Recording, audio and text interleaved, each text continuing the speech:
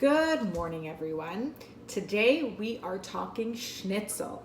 Now, I have perfected my schnitzel over the years. It has taken a while, but I think that I have done it, where I get the perfect crispy schnitzel, soft on the inside, crispy on the outside, and it's amazing. So I'm gonna show you step by step what I do, and then I will have the recipe up for you later.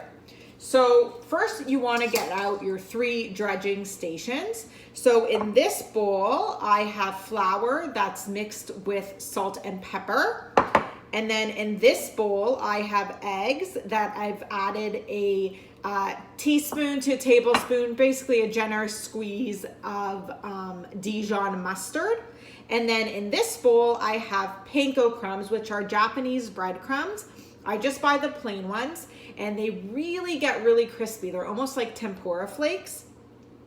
And I usually mix some seasoning into here. So I'll mix in some paprika and some Italian seasoning as well to give it a little more flavor. So I'm just mixing that in, and when I do my dredging station, I do the breadcrumbs on a plate because it's easier to lay it flat and get everything really coated, but I do the flour and the eggs in a bowl. So now I'm just gonna beat up my eggs, and then I'll show you with one or two pieces how I do the coating, and then I'm gonna show you my frying 2-part. It's like a fry and then an oven method that gets you the crispiest schnitzel ever. Okay, so I am going to try and do it without my fingers. I have little tongs here. So you want to take your piece of chicken. Now, I bought this chicken already cut and pounded, so it's called chicken scallopini. It just saves me that extra time. But you can obviously buy your chicken, cut them into slices, and pound them a bit thin, just so that, you know, they're easier to bread.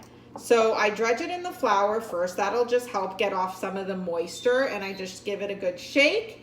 Then I place it in my egg and mustard.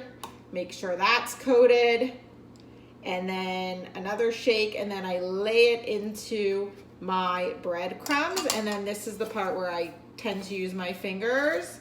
So I'll try to keep at least one hand clean, and then I like to pack it in on one side, and then cover it and pack it on the other side. So there you have it, your beautifully dredged piece of chicken. And I'm just gonna lay them out on a parchment paper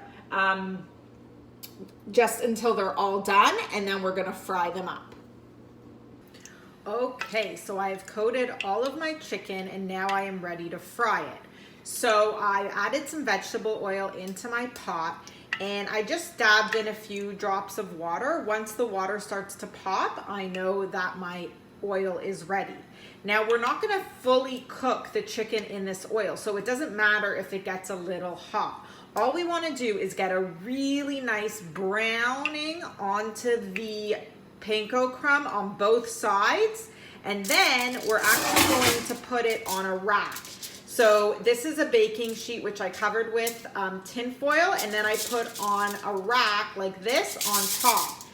That way the chicken does not get soggy and it gets crispy on all sides, and we finish it off in the oven, and that way I ensure that I get schnitzel that is fully cooked but not burnt on the outside, because what I used to find is that the outside would burn, the inside would be not ready, or if you kept it on too low, it like wasn't brown enough, and then the inside was ready. So this is like a foolproof method.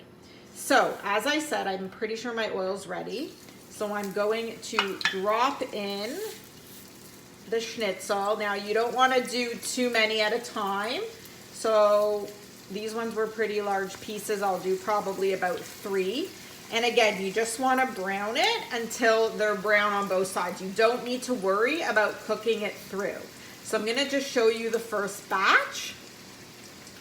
And then I will show you once it's done what we need to do. Alrighty, so I'm just gonna check the side.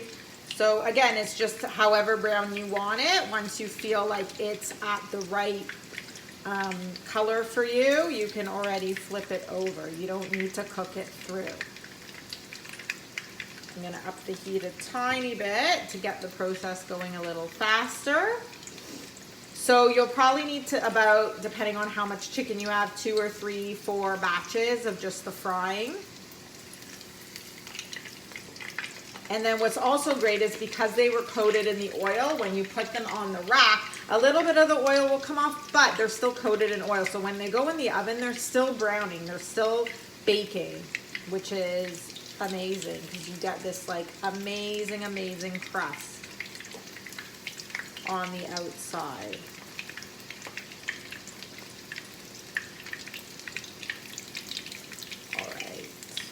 Gonna let it go another few minutes, and then I'm gonna show you how brown it is.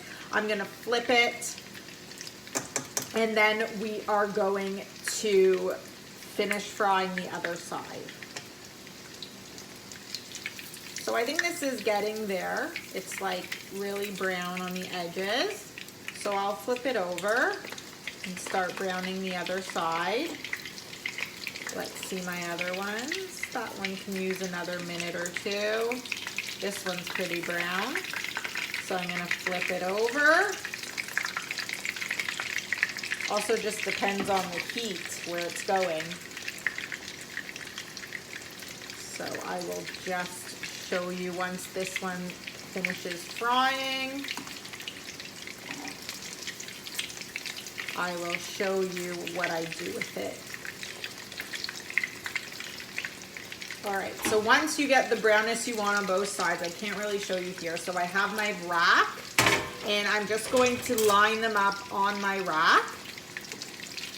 So I'll just show you quickly with this. So I just want to try and dredge off as much as I can.